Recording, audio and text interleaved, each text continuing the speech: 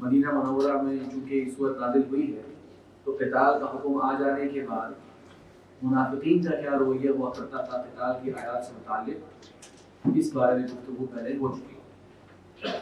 یہاں اللہ تبارک و تعالی ان احکامات سے جو اللہ تبارک و تعالی کی مراد تھی، جو مقصد تھا، اس کا ذکر فرما رہے ہیں۔ فرمایا وَلَنَبْلُوَنَّكُمْ حَتَّى نَعْلَمَ الْمُجَاهِدِينَ مِنْكُمْ وَالصَّابِرِينَ، اور ضرور ہم تمہیں آزمائیں گے۔ والا یہ لام جو ہے یہ بھی تاکید کے لیے ہوتی ہے،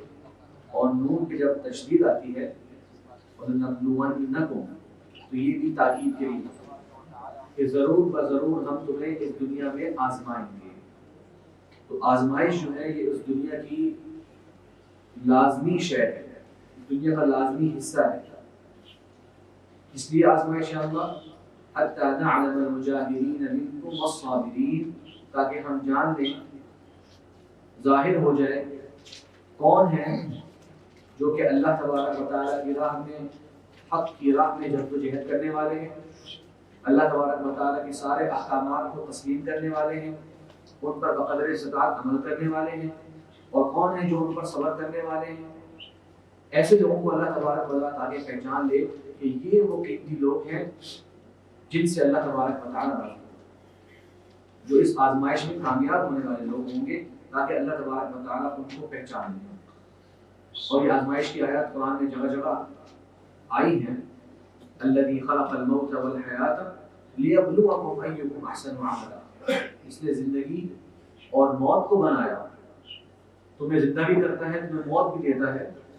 کیوں یا اللہ یہ دنیا کا نظام چل رہا ہے؟ لیبلوکم ایکم احسن عملا، تاکہ تمہیں آزما لے اور چیک کر لے کہ تم میں سے بہترین عمل کرنے والے کون ہیں۔ کیونکہ اس دنیا کے اندر اللہ تبارک و تعالیٰ نے اہل ایمان کو دلی راحت تو دی ہے، لیکن جو عظیم نعمتیں ہیں، جو بڑی نعمتیں ہیں، اس کا وعدہ اس کے بعد والے جہاں کے لیے کیا گیا ہے۔ اس جہاں کے لیے دل کی سعادت اور ایمان کی فرحت، یہ انسان سب سے بڑی نعمت سمجھے، اور آئندہ آنے والی جو نعمتیں ہیں اس کے لیے اپنی تیاری پوری کرے، یہ اللہ تبارک و تعالیٰ جو ہے وہ بندہ مومن سے چاہتے ہیں۔ تو وَلَنَبْلُوَنَّكُمْ حَتَّى نَعْلَمَ الْمُجَاهِدِينَ مِنْكُمْ وَالصَّابِرِينَ وَنَبْلُوَ أَخْبَارَكُمْ، نعلم تاکہ ہم جان لیں۔ ترجمہ اس کا یہ ہے کہ اللہ تبارک و تعالیٰ تو جانتے ہیں کہ کون جو ہے اہل ایمان ہیں اور کون جو ہے وہ ان آزمائشوں میں پھسل جانے والے ہیں، اللہ تعالیٰ تو جانتے ہیں، لیکن مراد یہ ہے کہ تاکہ وہ ظاہر ہو جائے،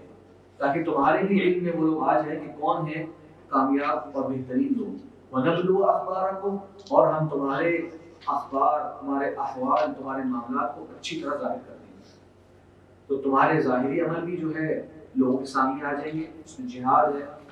اللہ تعالیٰ کے احکامات پر صبر ہے، گناہوں سے اپنے آپ کو روکنے پر صبر ہے،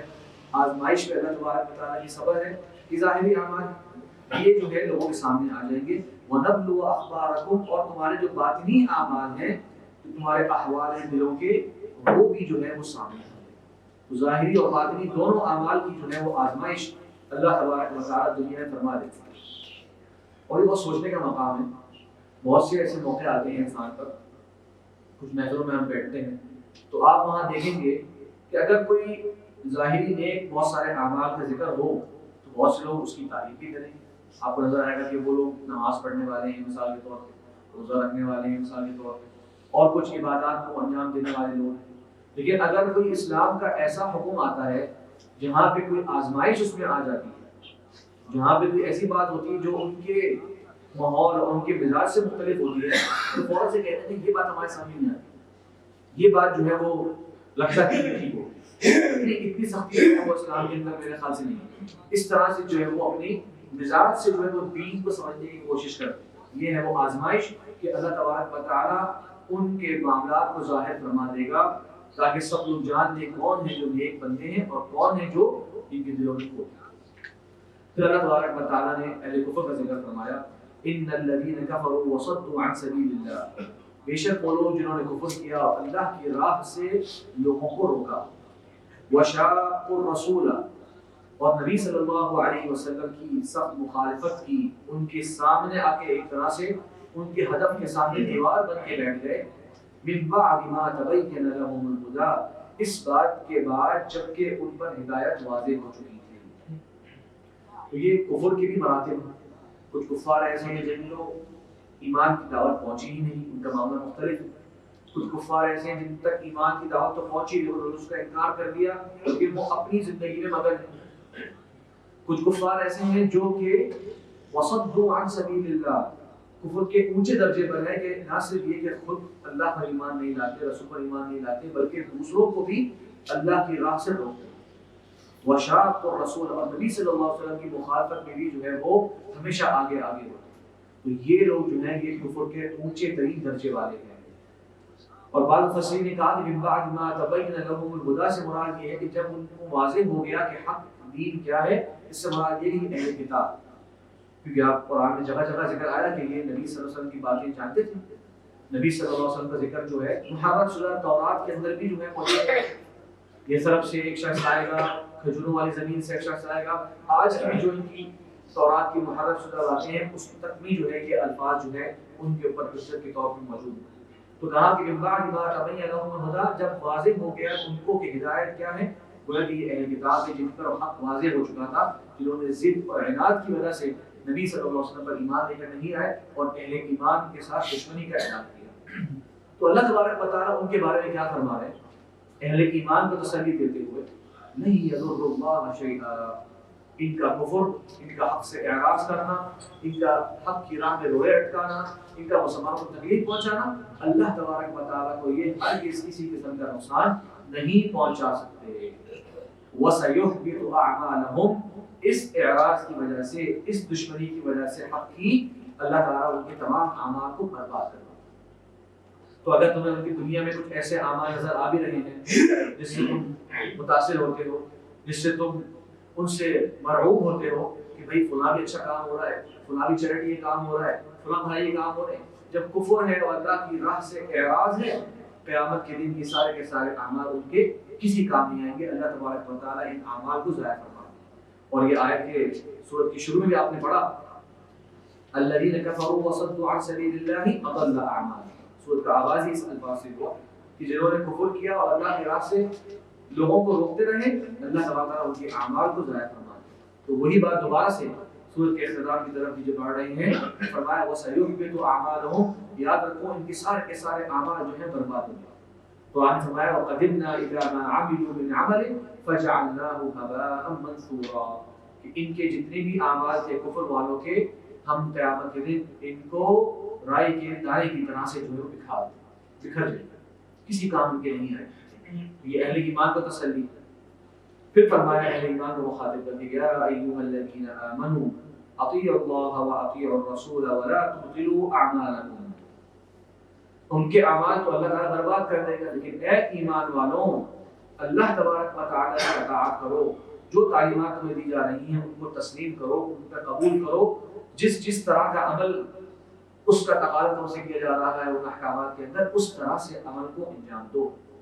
وَأَطِيعُوا الرَّسُولَ، اور نبی صلی اللہ علیہ وسلم کی اطاعت کرو، تو اللہ کی اطاعت کے ساتھ ہی رسول صلی اللہ علیہ وسلم کی اطاعت۔ وَلَا تُبْطِلُوا أَعْمَالَكُمْ، اور اپنے اعمال کو تم اے مومنوں برباد نہ کر دینا، تم ان کو ضائع نہ کر دینا۔ اہل کفر کے اعمال تو اللہ تعالیٰ نے وعدہ فرما دیا کہ وہ برباد کر دے گا، لیکن اللہ تعالیٰ اپنے محبوب اہل ایمان سے محبت کرتے فرما رہے کہ اپنے اعمال کو ضائع مت کر دینا۔ اعمال ضائع کس طرح سے ہوتے ہیں؟ بہت سارے گناہ، شرک سے سارے کے سارے اعمال انسان کے برباد ہوتے ہیں،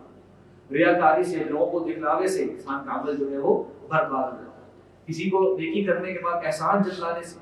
آپ نے کسی کی مدد کری، اس کے بعد آپ کو اس سے کوئی کام آیا تو آپ نے فوراً سے کہا کہ یاد کرو میں تمہارے اس دن کس کام آیا تھا، یاد کرو میں نے تمہیں اس موقع پہ تمہاری تعاون کیا، مدد کیا، تو گویا آپ نے احسان جتلا دیا، اپنا کیا ہوا وہ عمل ضائع۔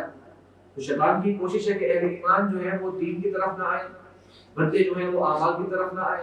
اور اگر آ جائیں تو کسی طریقے سے ان کا عمل جو ہے وہ ضائع ہو جائے، کسی طریقے سے ان کو اس کا ثواب نہ ملے، بس وہ ایک ظاہری عمل جو ہے وہ ہو کے رہ جائے۔ تو فرمایا وَلَا تُبْطِلُوا أَعْمَالَكُمْ، کہ اپنے اعمال کو ضائع مت کرنا ہے ایمان والوں۔ اور بعض نے یہ معنی کیا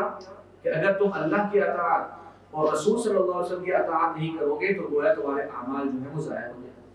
اللہ کی اطاعت کرو، رسول کی اطاعت کرو اور اپنے اعمال کو ضائع مت کرو، مطلب کہ ان دو اطاعتوں سے اعراض کر کے تم اپنے اعمال ضائع کر دو۔ دنیا میں تمہیں کوئی کام نہیں دیں گے اگر وہ تمہاری نیکیاں اللہ اور اس کے رسول صلی اللہ علیہ وسلم کی تعلیمات کے مطابق نہیں۔ پھر فرمایا ان الذين كفروا وصدوا عن سبيل الله ثم ماتوا وهم كفار فلن يغفر الله لهم۔ بے شک ان لوگوں نے جنہوں نے کفر کیا، بے شک وہ لوگ جنہوں نے کفر کیا، وصدوا عن سبيل الله، کیونکہ یہاں پہ سورہ محمد میں نوٹ کیجئے قتال کی باتیں چل رہی ہیں، مدینہ منورہ کے حوالے سے بات چیت جاری ہے، تو وہاں تو مارکے ہو چکے تھے، جنگ بدر ہو گئی تھی، اور بعد مفسرین کہتے ہیں یہ سورج جو ہے بدر اور احد کے درمیان اتری ہے، جس وقت کفار نے اپنی دشمنی کا اعلان جو ہے ظاہر کر دیا تھا، اور کفار جو ہے مسلمانوں کو ختم کرنے کے لیے بھی آ گئے تھے اور پلاننگ کر رہے تھے مزید۔ تو یہاں اللہ تبارک و تعالیٰ ان کے بارے میں مسلمانوں کو تسلیاں دی کہ یہ جو لوگ ہیں جو اسلام کے دشمن بنے بیٹھے ہیں، ان کا معاملہ کیا ہے؟ وَصَدُّوا عَنْ سَبِيلِ اللَّهِ ثُمَّ مَاتُوا وَهُمْ كُفَّارٌ، اس حال میں ان کو موت آئے گی جبکہ وہ کافر ہوں گے، اللہ پر ایمان لانے والے نہیں ہوں گے۔ فَلَن يَغْفِرَ اللَّهُ لَهُمْ، اللہ تبارک و تعالیٰ ہرگز ان کو معاف نہیں فرمائے، ان کی مغفرت نہیں ہوگی۔ إِنَّ اللَّهَ لَا يَغْفِرُ أَن يُشْرَكَ بِهِ وَيَغْفِرُ مَا دُونَ ذَلِكَ لِمَن يَشَاءُ، انہوں نے اللہ کے ساتھ کفر کیا، اللہ پر ایمان لے کے نہیں آئے، اللہ تعالیٰ انہیں ہرگز معاف نہیں کرے۔ اور انسان اس پہ بھی غور کرے کہ ہم روزمرہ زندگی میں کتنی ساری اللہ تبارک و تعالیٰ کی نشانیوں کا غور کرتے ہیں، نشانیوں کا مشاہدہ کرتے ہیں، کتنے ساری اللہ تعالیٰ کی اس کائنات کے اندر نشانیاں ہیں، کائنات میں، آسمانوں میں، زمینوں میں، دنوں اور رات کے آنے میں، سورج اور چاند میں۔ ان سب دلائل کو دیکھنے کے بعد، اس سب کائنات کی اس خوبصورت نظام کو دیکھنے کے بعد بھی ایک شخص جو ہے وہ اس رب جس نے اس سب کو بنایا اس کی طرف اس کا دھیان نہیں جاتا، اس نے کبھی اپنے اوپر غور نہیں کیا کہ یہ میری جو سانسیں جاری ہو رہی ہیں، یہ کون جو ہے ان سانسوں کو چلا رہا ہے،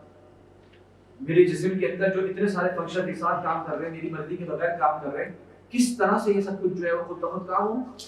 کیسے احساس ہو سکتا ہے؟ آج روبوٹ کی جو ہے باتیں چلتی ہیں کہ دنیا میں روبوٹس جو ہے بنائے جا رہے ہیں، ان کے 4 5 6 فنکشنز ہوتے ہیں اور دنیا بھر کا سارا میڈیا جو ہے اس کو کور کرنے آ جاتا ہے کہ دیکھو جی یہ بھی کر سکتا ہے، یہ بھی کر سکتا ہے، یہ بھی کر سکتا ہے۔ ترقی جناب اتنی ہو گئی کہ اب روبوٹ جو ہے وہ 20 کام کر سکتا ہے، 25 کام کر سکتا ہے، 30 کام کر سکتا ہے، مثال کے طور پر۔ اور یہ جو نظام جو اللہ تبارک و تعالیٰ کا نظام اور مخلوقات اور اس ساری کی ساری مخلوقات انسان کے لیے اللہ تعالیٰ نے ان کو مسخر فرما دیا، اس سب پہ وہ غور ہی نہیں کرتا، اس پہ سوچ ہی نہیں رہا، اس لیے اس کی سزا بہت سخت ہے۔ یہ نہیں کیا سمجھے کہ کوئی بھی حق بیچارے کو بات پہنچی نہیں، وہ کوئی جنگل کے اندر رہ رہا ہے، اس پر اسلام کا پیغام پہنچا ہی نہیں تو اس کے بارے میں بات نہیں، نہیں، اللہ تعالیٰ کی حقانیت کی نشانیاں دیکھ دیکھ کر مکہ والوں کے سامنے قرآن مجید کا معجزہ اتر چکا تھا، آپ صلی اللہ علیہ وسلم کے بے شمار معجزات کا ظہور ہو چکا تھا۔ بعض علماء کرام کہتے ہیں کہ نبی صلی اللہ علیہ وسلم کو اللہ تعالیٰ نے 1000 سے زائد معجزے عطا فرمائے، اتنے سب معجزات ہونے کے باوجود بھی وہ اللہ تعالیٰ پر ایمان نہیں ڈالے، رسول کی عداوت نہیں چھوڑے، فَلَن يَغْفِرَ اللَّهُ لَهُمْ، اللہ تبارک و تعالیٰ انہیں ہرگز معاف نہیں کرتے، اور یہ سزا جو ہے وہ ان کی ضد اور عناد کے بقدر کی ہے، ایسا نہیں ہے کہ ان کے ساتھ کوئی ناانصافی ہو۔ آپ دنیا کی مثال دیکھیں کہ آپ اگر اپنے گھر میں بچے کو ایک بات کہتے ہیں، ایک بات کہی، دوسری بات کہی، تیسری بات کہی، اور وہ کی بات نہیں مانتا، اور چوتھی بار اگر آپ سختی کریں گے، چوتھی بار آپ اگر اس کا سرزنش کریں تو آپ کو کوئی بھی جو ہے آپ کی برابر نہیں کرے گا، کہ بھائی ایک بار کہہ دیا، دوسری بار کہہ دیا، تیسری بار کہہ دیا، لیکن مان ہی نہیں رہا، مطلب یہ ہے کہ اس کے ساتھ سختی جو ہے وہ ہونی چاہیے۔ دنیا میں مشاہدہ کریں، آپ اگر کسی آفس میں جاب کر رہے ہیں، آپ کے بڑے جو آپ سے ہیں انہوں نے آپ کو ایک کام کہا، آپ نے اس سے غلطی کری، بھول گئے، دوسری بار کہا، تیسری بار کہا، چوتھی بار ضرور آپ کو پتا ہے کہ ڈانٹ جو ہے پڑے گی، کیونکہ اب میری جو ہے وہ ایکسکیوز جو ختم ہو گئی، کوئی ایسا نہیں کہ پہلی بار ہی جو میری بات کہہ دی گئی اور سختی کر دی گئی، نہیں، ایک بار، دو بار، تین بار جو ہے سمجھایا گیا، اس کے بعد بھی جب آپ نے نہیں مانا تو ایسا معاملہ بھی آ جاتا ہے کہ آپ سے کہا تھا کہ جناب آپ جائیے، آپ اس جاب کے لیے جو ہے مناسب شخص ہی نہیں، اور آپ جو ہے آخر میں بولتے ہیں کہ ایسا نہیں، میری غلطی ہی تھی، میں اسی کو حقدار تھا کیونکہ میں نے واقعی وہ کام کیا جو نہیں کرنا چاہیے۔ تو دنیا کے اندر بھی ہم دیکھتے ہیں کہ سزا جو ہوتی ہے وہ جرم کے بقدر ہی دی جاتی ہے، اور اس میں کوئی بھی کہیں بھی نہیں سوچتا انسان کہ ناانصافی ہو رہی ہے۔ اللہ تبارک و تعالیٰ وما ربک بظلام للعبید، ہرگز اللہ تبارک و تعالیٰ اپنے بندوں پر ظلم کرنے والا نہیں۔ پھر فرمایا اللہ تبارک و تعالیٰ فلا تہنوا وتدعوا الى السلم وانتم الاعلون، اے ایمان والوں ہرگز کمزور نہ پڑنا، فلا تہنوا، وہن کہتے ہیں کمزوری کو، ہرگز کمزور نہ پڑنا، ایک حدیث میں آیا تھا نا کہ فرمایا نبی صلی اللہ علیہ وسلم نے کہ یوشک ان تداعى علیکم الامم، قریب ہے کہ ساری کی ساری امتیں، سارے کے سارے لوگ جو ہے وہ تم اے مومنو تم پر ٹوٹ پڑیں گے. صحابہ نے سوال کیا رسول اللہ امن قلت نحن یومئذ، یا رسول اللہ کیا ہم لوگ اتنے کم ہو جائیں گے کہ لوگ ہم پہ ٹوٹ پڑیں گے؟ فرمایا نہیں، بل انتم غثاء كغثاء السیل، تم سمندر کی جھاگ کی برابر ہوگی، جتنی کثرت سے جھاگ دیکھتے ہیں سمندر کے اندر اس طرح سے ہوگی. پھر فرمایا کیا وجہ بنے گی یہ سب کی؟ کیوں جو ہے وہن کا ذکر کہاں سے آیا حدیث میں؟ فرمایا لیکن تمہیں وہن کی بیماری ہو جائے گی. یہ حدیث کے الفاظ ہے، تمہیں وہن کی بیماری ہو جائے گی. سوال کیا سنا وہن کیا ہوگا؟ فرمایا حب الدنیا وکراہیت الموت، یہ کمزوری کیا ہوگی تمہاری کہ تمہیں دنیا کی محبت تمہارے دل میں بہت بڑھ جائے گی اور موت کی کراہت تمہارے دل میں بڑھ جائے گی. مرنے کے لیے ہم تیار نہیں ہیں اور دنیا کو چھوڑنے کے لیے جو ہم تیار نہیں ہوں گے. یہ وہن ہے، یہ کمزوری ہوگی. تو یہی الفاظ استعمال ہوئے فلا تہنوا، ہرگز کمزور مت پڑنا، وتدعوا الى السلم وانتم الاعلون، اور صلح کی طرف دعوت نہ دینا کفار کو جبکہ تم لوگ اونچے اور برتر ہو. اعلون یہ اعلیٰ کا بھی مبالغہ کا صیغہ ہے، اعلیٰ تو ان سے برتر، اعلون یعنی تم ان سے بہت جب برتر ہو تو اس موقع پر ہرگز کمزور نہ پڑنا کفار کے سامنے، انہیں صلح کی دعوت نہ دینا. اب قرآن کی فہمی کی ضروری ہے کہ دیگر آیات کو بھی جو ہے وہ ساتھ میں ایک ساتھ ملا کے سمجھا جائے. سورہ انفال میں نے فرمایا وَإِن جَنَحُوا لِلسَّلْمِ فَاجْنَحْ لَهَا، اگر یہ آپ سے صلح کی طرف بات کرتے ہیں، صلح کی طرف آتے ہیں، یا رسول اللہ آپ بھی جو ہے تسلیم کریں. اب ایک شخص اگر دل میں غلط نیت کے ساتھ ان آیات کو پڑھے گا تو کہے گا کہ تعارض نظر آ رہا ہے. قرآن یہاں کہہ رہا ہے کہ ان کے ساتھ صلح کی طرف مت جاؤ، اور سورہ انفال نے فرمایا کہ یا رسول اللہ اگر آپ سے یہ صلح کی بات کریں تو آپ ان کی بات کو تسلیم کریں. تو جواب کیا ہے اس کا؟ جواب یہ ہے کہ وَأَنْتُمُ الْأَعْلَوْنَ، جس وقت تم قوت میں ہو، برتری میں ہو، اللہ تعالیٰ نے تمہیں طاقت دے رکھی ہو، اس وقت کمزور ہونے کی، اپنے اندر لچک دکھانے کی ضرورت نہیں. اس وقت اہل ایمان جو ہے وہ غالب ہوں گے، ان کی بات مانی جائے گی، ان کی شاید تسلیم کی جائے گی. لیکن جس وقت تم کمزوری میں ہو، جس وقت مسلمان جو ہے مدینہ منورہ آئے، اس وقت وہ ان کا ملک نہیں، اس وقت وہ سوسائٹی نہیں،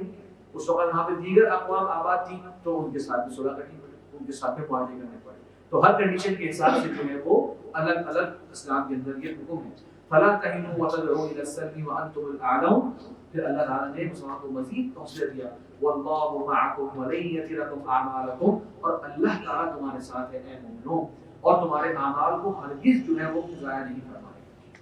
اہل ایمان کے بارے میں فرمایا اضل اعمالهم، اللہ ان کے اہل کفر کے بارے میں فرمایا اضل اعمالهم،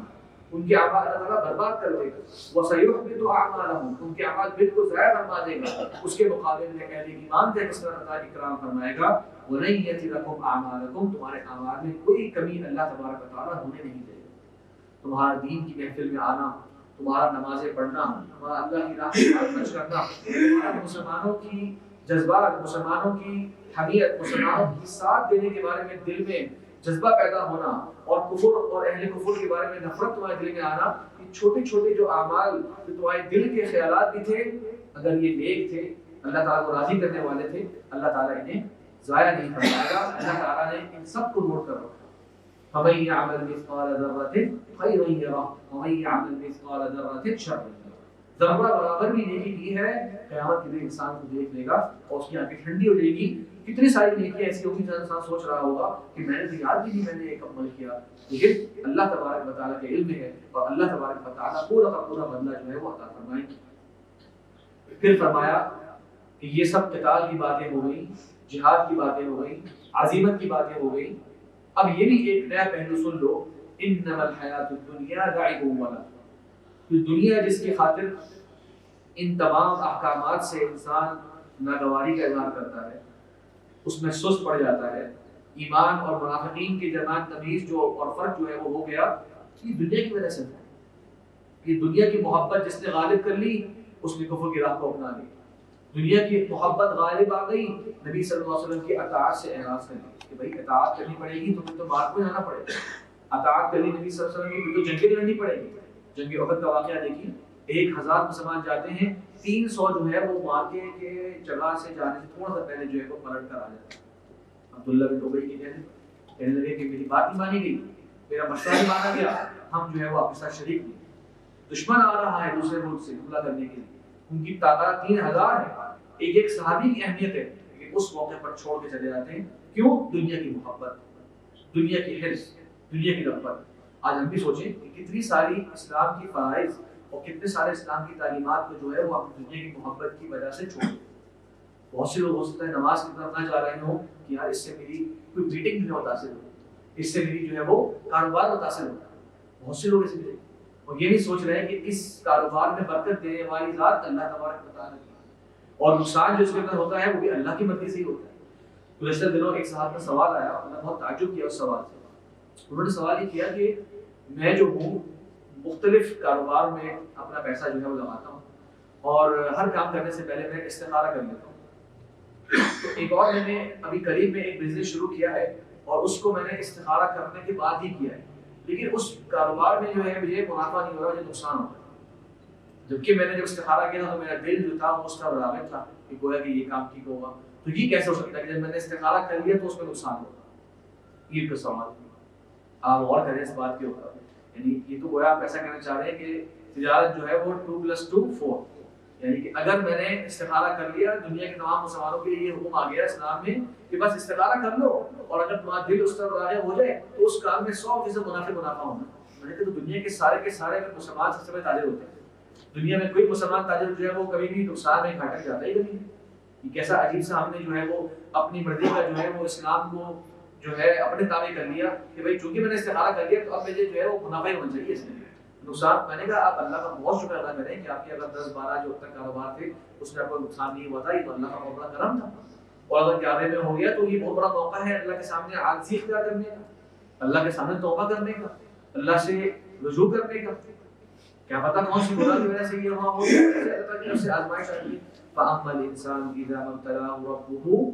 قرآن میں ہمارا اللہ تعالیٰ ہے کہ جب اللہ تعالیٰ جو ہے انسان کو آزماتا ہے فَأَكْرَمَهُ وَنَعَمَهُ، اس پہ اکرام کرتا ہے، اس پہ نعمتیں دیتا ہے، یہ بھی آزمائش ہوتی ہے. فَيَقُولُ رَبِّي أَكْرَمَنِ، بندہ کیا کہتا ہے کہ میرے رب نے بڑا اکرام کیا. اللہ تعالیٰ بہت کرم کرنے والا ہے. پھر وہی پہلو میں فرمایا وَأَمَّا إِذَا مَبْتَلَاهُ فَقَدَرَ عَلَيْهِ رِزْقَهُ، اور جب وہی رب اس کو آزماتا ہے اور اس کے رزق کو روک لیتا ہے چیک کرنے کے لیے کہ میرا بندہ میرا کتنا سچا ہے مجھ سے ایمان میں. فَيَقُولُ رَبِّي أَهَانَنِ، لیکن اہل ایمان یا دنیا کے لوگ کیا کرتے ہیں کہ اللہ تعالیٰ نے میرا اکرام نہیں فرمایا، کیوں میرا نقصان ہو گیا، سمجھ نہیں آ رہا کیسے ہو گیا. فَيَقُولُ رَبِّي أَهَانَنِ، یہ اللہ تعالیٰ نے انسان کی ذات بیان کر دی. اکرام ہوگا تو وہ اسے قبول ہے کہ اللہ کی نعمتیں ہیں. اگر کوئی مشکل آئے گی تو وہ بجائے اس کے اپنے آپ کو رجوع کرے، وہ اس پر غور کرنا شروع کرتا ہے کہ میرے ساتھ یہ کیوں معاملہ ہوا. تو فرمایا انما الحیات الدنیا لعب و لہو، بے شک دنیا کی زندگی جو ہے یہ کھیل ہے اور لہو یعنی کہ اعراض اور دل بہلانے کا سامان ہے. کھیل اور لہو میں کیا فرق ہے؟ لعب و لہو میں کیا فرق ہے؟ لعب کہتے ہیں کہ جس کا کوئی مقصد ہی نہیں ہوتا. بچے کھیلتے ہیں، کھلونے دیتے ہیں، وہ 1 گھنٹے تک جو ہے وہ توڑیں وہ جوڑیں، وہ ایک کھیل. لہو کیا ہوتا ہے کہ ایک ضروری چیز سے اعراض کیے بیٹھا ہے. جیسے میں اور آپ فون اٹھاتے ہیں، کوئی وقت فارغ ہوتا ہے ہمارے پاس، کیا ہوتا ہے عام طور پہ فیس بک ہے یا واٹس ایپ ہے تو ہم گروپس میں گروپ چیک کرتے ہیں، جو ہے میسج دیکھے جا رہے ہیں. کہیں کوئی مزاحیہ ویڈیو آ رہی ہے، کہیں کوئی سیاسی ویڈیو آ رہی ہے، کہیں کوئی غم کی بات آ رہی ہے، کہیں فلاں. اچھا دیکھیں گے آپ 1 گھنٹہ گزر گیا، 2 گھنٹے گزر گئے، 3 گھنٹے گزر گئے. اسے کہتے ہیں لہو، کہ آپ ایک لا یعنی امر میں اپنی زندگی اپنی صلاحیتیں جو ہے وہ صرف کریں. وہ کھیل نہیں رہا لیکن وہ لہو کا شکار ہو گئے کہ وہ چیز جو آپ کو فائدہ نہیں دے رہی، دنیا میں کوئی نفع نہیں دے رہی، آپ اس کے اندر اپنی صلاحیتوں کو ضائع کی جا رہے ہیں. اس کا مطلب یہ نہیں کہ مطلب اس طرح کا کوئی بھی معاملہ انسان جو ہے وہ دیکھنا منع ہے، آپ سمجھیں کہ کوئی حرام ہونے کی بات کر دی گئی. مطلب یہ ہے کہ انسان اس کے اندر منہمک نہ ہو جائے، کہ اس کو وہ حد کا خیال ہی نہ ہو. اگر استعمال کرنا ہے تو کوئی ہدف کے تحت ہو کہ بھائی فلاں چیز دیکھ لی، فلاں چیز سن لی، لیکن اس کے اندر گم ہو جانا. جس طرح کہ آج کل نوجوان نسل کا بہت بڑا مسئلہ ہے، صبح سے لے کے رات تک اور پوری راتوں کے جو ہے انسان اس میں وقت گزار دیتا ہے اور صبح دیکھتا ہے کچھ اس کو نہیں ہوا. یہ ہے کہ بھائی دنیا کی زندگی کھیل ہے اور لہو کا سامان ہے جو اصل کاموں سے آپ کو روک دیتی ہے، جو زندگی میں آنے کا مقصد ہے اس تک آپ کو پہنچنے نہیں دیتی. اسی لیے جو ہے سب سے بڑا مسئلہ آج کل نوجوان یہ بیان کر رہے ہیں کہ سمجھ نہیں آ رہا کیا کرنا. فیوچر کے بارے میں جو ہے وہ انسرٹینٹی ہے، کچھ سمجھ نہیں آ رہا کیا ہوگا، کل کو کیا ہوگا. بڑے مشکلات نظر آ رہے ہیں آگے سے. کیوں؟ کیونکہ ہم زندگی کو ایک مقصد کے تحت ہی نہیں گزارتے، بے مقصد گزارتے. صبح ہوئی اسی طرح کی صدا انما الحیات الدنیا لعب و لہو وان تؤمنوا وتتقوا يؤتكم اجوركم ولا يسألكم اموالكم.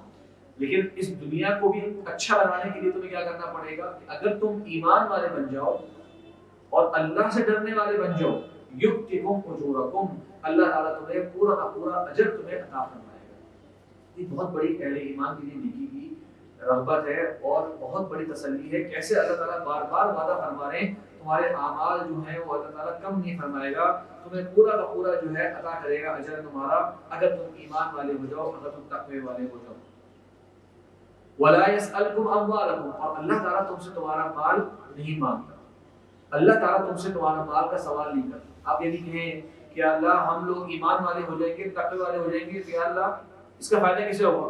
تو نعوذ باللہ یہ خیال نہ آئے کہ یہ جو ہے اللہ تبارک و تعالیٰ کو اس سے فائدہ ہونے والا ہے. واللہ غنی عن العالمین، اللہ تعالیٰ تمام جہانوں سے بے نیاز ہے. تمام کے تمام لوگوں کی اچھائیاں اور نیکیاں اللہ کے خزانوں کو بڑھا نہیں سکتی. تمام کے تمام لوگوں کی نافرمانیاں جو ہیں وہ اللہ کے خزانوں کو کم نہیں کر سکتی. فرمایا وَلَا يَسْأَلْكُمْ أَمْوَالَكُمْ، اللہ تعالیٰ تم سے تمہارا مال جو ہے وہ نہیں مانگتا. اچھا، اس کا ایک معنی یہ بھی ہے کہ اللہ تبارک و تعالیٰ نے تمہیں جتنا مال دے رکھا ہے، جتنا انعام دے رکھا ہے، وہ سب کا تقاضا اللہ تعالیٰ تم سے نہیں کرتا. کیوں؟ إِن يَسْأَلْكُمُوهَا فَيُحْفِكُمْ. یہ جب آیت ہے یہ اسی سے جڑی ہوئی ہے. اگر اللہ تعالیٰ تم سے اس سب مال کا تقاضا کر لے جو تمہیں اس نے عطا کر دیا، فَيُحْفِكُمْ، اور تمہیں اتنا تم پر مجبور ہو جائے، تم مجبور ہو جاؤ کہ سارا کا سارا مال اللہ کی راہ میں دینا پڑ جائے، تب خلو، اے بندوں تم سب بخل کرنے لگو. اللہ تعالیٰ بندوں کے مزاج کو جانتا ہے. تو دنیا کی خاطر ہمیں مال خرچ کرتے ہوئے جو ہے وہ انسان دیکھتا ہے کہ اس کی جیب بھاری نہیں ہوتی، اس کے ہاتھ کھلے ہو جاتے ہیں دنیاوی کے مقصد کے لیے، کچھ چیز لینی ہو، دنیاوی کا سامان خریدنا ہو وغیرہ وغیرہ، تو اس کا ہاتھ جو ہے وہ فوراً سے حرکت میں آتا ہے، وہ بولتا ہے یہ ضروری چیز ہے، یہ تو میں نے لینی ہے. لیکن بہت سے دین کے موقعوں کے لیے جب اس سے مال مانگا جاتا ہے تو وہاں پہ انسان کا ایمان کا ایک آزمائش ہوتی ہے اور دیتے ہوئے انسان گھبراتا ہے، دیتے ہوئے جو ہے بخل کی صفت جو ہے وہ انسان کے اندر آتی ہے. فرمایا وَيُخْرِجْ أَضْغَانَكُمْ، اور جب تم بخل کرو گے اللہ کے راہ میں مال خرچ کرنے سے، تردد کا شکار ہوگے، تو تمہارے دل کا جو کھوٹ ہے وہ سامنے آ جائے گا. اس لیے اللہ تعالیٰ نے ہم سے پورا کا پورا مال بھائی نہیں مانگا، اسی لیے خالی 2.5% مانگا. 97.5% تم رکھو، صرف 2.5% جو ہے وہ اللہ کی راہ میں جو ہے وہ ادا کر دو. 40 حصے تم رکھو، خالی 40 میں سے ایک حصہ جو ہے وہ تم ادا کر دو. یہ اللہ تبارک و تعالیٰ نے بندوں سے مانگا، کیونکہ اگر اللہ تعالیٰ اس سے زیادہ مانگتا تو اللہ تعالیٰ بندوں کے مزاج کو جانتا ہے، تو تم جو ہے وہ بخل کرنے لگ جاتے اور تمہارے دل کا کینہ جو ہے وہ ظاہر ہو جاتا. پھر فرمایا ہا انتم ہؤلاء تدعون لتنفقوا فی سبیل اللہ، یہ ہے معاملہ کہ تم لوگوں کو بلایا جاتا ہے. اب آخر میں اللہ تعالیٰ جو اس صورت کے اندر قتال کا ذکر آیا، اللہ کی راہ میں مال خرچ کرنے کا ذکر آیا، اہل ایمان اہل کفر کا ذکر آیا، اب اللہ تعالیٰ جو ہے وہ آخری آیت میں ہمارے ہا انتم ہؤلاء تدعون، آگاہ ہو جاؤ، متوجہ ہو جاؤ، یہ تمہیں بلایا جا رہا ہے کہ تنفقوا فی سبیل اللہ، کہ تم اللہ کی راہ میں مال خرچ کرو. اب تمہیں بلایا جا رہا ہے کہ تم اللہ کی راہ میں خرچ کرو جو تمہیں اللہ تعالیٰ نے مال عطا فرمایا. فمنکم من یبخل، پھر تم میں سے کچھ ایسے ہیں جو بخل کا اظہار کرتے ہیں، پھر وہ کنجوسی کرتے ہیں، پھر وہ اللہ کی راہ میں مال دینے کو تیار نہیں ہوتے. اچھا، منکم من یبخل سے مراد یہ کہ تم میں سے بعض ایسے ہیں جو بخل کرتے ہیں. اس کا معنی یہ ہوا کہ بعض ایسے ہیں جو بخل نہیں کرتے، ان کا ذکر یہاں پہ نہیں ہوا کیونکہ بری صفت سے ڈرانا اس وقت مقصد تھا. اس وقت مقصد یہ تھا کہ بخل سے جو ہے تم بچ جاؤ. یہاں ذکر نہیں فرمایا کہ تم میں سے کچھ ایسے ہیں جو بخل نہیں کرتے، نہیں کہا. ایک حصہ بیان دے دیا کہ تم میں سے بعض ہیں جو بخل کرتے ہیں، پھر یہ نہیں فرمایا کہ بعض ہیں جو عطا بھی کرتے ہیں. نہیں، بلانا مقصد ہے کہ اس بری صفت سے تم لوگ بچ جاؤ، اور اس چیز کو ایک صفت کو جو ہے وہ ہائی لائٹ زیادہ کیا گیا. پھر فرمایا کہ تم جو بخل کر رہے ہو، کنجوسی کر رہے ہو، وَمَن يَبْخَلْ فَإِنَّمَا يَبْخَلُ عَن نَفْسِهِ، وہ تو حقیقت میں اپنی نفس کی طرف سے بخل کر رہا ہے. کیا معنی؟ کہ اگر وہ اللہ کی راہ میں مال خرچ کر دیتا تو اس کا فائدہ اسی کو حاصل ہوتا، اس کا تزکیہ نفس ہوتا، اس کا مال جو ہے وہ پاک ہوتا. اللہ تبارک و تعالیٰ جو ہے اس کو ایک ایک مال کی بقدر 10 گنا نیکی تو عطا فرماتے، اور اس میں خلوص اور تقوی اور الہیت مزید شامل ہو جاتی تو الی 700 ضعف 700 گنا بڑھا کے اللہ تبارک و تعالیٰ جو ہے وہ اس کی جزا عطا فرماتے اس ایک نیکی. یعنی آپ 1 روپیہ خرچ کریں تو خلوص اور تقوی کی وجہ سے اللہ تعالیٰ جو ہے، ایک تو ہے کہ ہر مسلمان کو وہ 10 روپیہ اللہ تعالیٰ قبول فرمائے. 1 روپیہ کا خرچ کیا، اللہ تعالیٰ کے یہاں وہ 10 روپیہ قبول فرماتے ہیں وہ نیکی کی نصف گناہ تو پڑتے ہی پڑتے ہیں، بلکہ فرمایا الی اضعاف کثیرہ، اور اللہ تعالیٰ چاہے تو اس سے بھی کئی گنا زیادہ بڑھا کے جو ہے وہ اللہ تعالیٰ اس کو قبول کرے۔ جو بخل کر رہا ہے وہ گویا اپنے نفس سے بخل کر رہا ہے، اللہ تعالیٰ کو اس کے مال کی ضرورت نہیں تھی، اصل تو فائدہ اسی کو تھا کہ یہ اسلام کی نصرت کے لیے اس کا مال جو ہے وہ خرچ ہو جاتا۔ پھر فرمایا فوراً اسی شہر کو رد کرنے کے لیے واللہ الغنی وانتم الفقراء، مال خرچ کرنے کی دعوت تمہیں دی جا رہی ہے، لیکن یاد رکھو اللہ تبارک و تعالیٰ جو ہے وہ غنی ہے، وہ بے نیاز ہے، اسے کسی مخلوق کی مال کی اور کسی مخلوق کی نیکی کی ضرورت نہیں۔ وانتم الفقراء، اور تم جو مال خرچ کر رہے ہو اصل میں تم محتاج ہو اللہ کی رحمت کے، اللہ کی مغفرت کے، اللہ کے کرم کے، تم لوگ محتاج ہو۔ فرمایا وَإِن تَتَوَلَّوْا يَسْتَبْدِلْ قَوْمًا غَيْرَكُمْ، کہ اے نبی صلی اللہ علیہ وسلم بیان کیا جا رہا ہے آپ کو واقعہ کہ اگر یہ لوگ اعراض کر بیٹھے، حق کو قبول نہیں کریں گے، دین کی نصرت کے لیے آگے نہیں بڑھیں گے، تَتَوَلَّوْا، تولا اعراض کرنا، يَسْتَبْدِلْ قَوْمًا غَيْرَكُمْ، یا تم لوگوں کو بیان فرمایا اے ایمان والو اگر تم تولی کرو گے، اگر تم اعراض کرو گے دین کی نصرت سے، يَسْتَبْدِلْ قَوْمًا غَيْرَكُمْ، اللہ تعالیٰ ایک اور قوم کو لے آئے گا تمہاری جگہ، کچھ اور اللہ کے بندے آ جائیں گے جو اس دین کی نصرت کا کام انجام دیں گے، جو اس اللہ کے دین کو دنیا بھر میں پیغام کو پہنچائیں گے، جو اس دین کے ساتھ مخلص ہوں گے، جو اس دین کے لیے جہاد کریں گے، نشر کریں گے، دعوت دیں گے، کوئی اور قوم جو ہے وہ اللہ تعالیٰ لے آئے گا، تمہارا محتاج اللہ تبارک و تعالیٰ نہیں ہے، یہ تو تمہاری بھلائی کی باتیں ہیں۔ ثم لا يكونوا امثالكم، پھر وہ تمہاری طرح کے نہیں ہوں گے، یعنی کہ اگر تم اعراض کرنے والے بنے ہیں، اور یہ ایک ڈرانے کا طریقہ ہے، یہ نہیں کہ صحابہ کرام جو تھے وہ اس طرح تھے، بلکہ صحابہ کرام نے ان کی سیرت نے ثابت کیا کہ وہ تولی کرنے والے نہیں تھے، اسی لیے اللہ تبارک و تعالیٰ نے نبی صلی اللہ علیہ وسلم کو انہی صحابہ کی صحبت جو ہے وہ آخری وقت تک عطا کی، اسی لیے انہی صحابہ میں سے جو ہے وہ خلفائے راشدین تھے جن کے دور میں اسلام جو ہے وہ آدھی دنیا سے زیادہ جگہ پہ جو ہے وہ پھیل گیا تھا، تو معلوم ہوا کہ انہوں نے تولی نہیں کیا، اور اللہ تعالیٰ نے جو ہے وہ کسی اور قوم کو ان کی جگہ لے کر نہیں آیا، لیکن آئندہ آنے والے مسلمانوں کے لیے اشارہ ہے کہ اگر تم اعراض کر لو گے اللہ کے دین کی نصرت سے تو اللہ کوئی اور قوم کو لے آئے گا جو تمہاری طرح کے نہیں ہوں گے۔ تو مفسرین لکھتے ہیں کہ پھر بنو امیہ کے دور کے بعد، بنو عباسی کے دور کے بعد پھر آہستہ آہستہ خلافت جو تھی وہ مرکز اسلام جو تھا مکہ، مدینہ، حجاز اور شام، یہ سب ممالک جو تھے ان سے ہٹتی چلی گئی، وہاں پہ آہستہ آہستہ دین کا کمزوری جو ہے وہ نظر آنا شروع ہو گئی۔ پھر اللہ تبارک و تعالیٰ نے اور اپنے بندے پیدا فرما دیے جنہوں نے اس دین کو لے کے آگے بڑھے، اور فارس اور خراسان اور اس جگہ پہ جو ہے بڑے بڑے ائمہ محدثین جو آئے، ہماری جو کتب حدیث ہے، کتب ستہ، بخاری، مسلم، ابو داؤد، نسائی، ترمذی، ابن ماجہ، یہ 6 کے 6 جو اس کے مؤلفین ہیں، ان 6 کے 6 کا تعلق کسی عربی ملک سے نہیں، بعض نسلاً عربی ہیں، مطلب آباء و اجداد کے عربی بن جاتے ہیں، لیکن رہے اور پلے بڑے عجمی ممالک کے اندر، بخارا یہ آج موجود ہے ایران میں، ترمذ یہ آج موجود ہے افغانستان میں، یہ سارے کے سارے ممالک جو ہیں یہ ازبکستان، تاجکستان، ان جگہوں پہ یہ علاقے ہیں، ان جگہوں سے اللہ تعالیٰ نے ایسے ایسے بندوں کو اٹھایا جنہوں نے عربی زبان سیکھی، قرآن کی تعلیم سیکھی، ان ممالک میں بھی آئے اور ممالک میں بھی گئے، وہاں سے اس دین کی نصرت کری۔ تو اللہ تعالیٰ نے فرمایا کہ اگر تم اعراض کر لو گے، تم لوگ اگر عیاشی میں چلے گئے، تم نے اگر حق کی دعوت کو اس طرح سے تھامے نہیں رکھا، تو اور لوگ اللہ تعالیٰ لے آئے گا جو اس دین کو پکڑے رہیں گے۔ جامع ترمذی کی حدیث ہے کہ صحابہ کرام نے فوراً جب یہ آیت نازل ہوئی تو سوال کیا کہ رسول اللہ،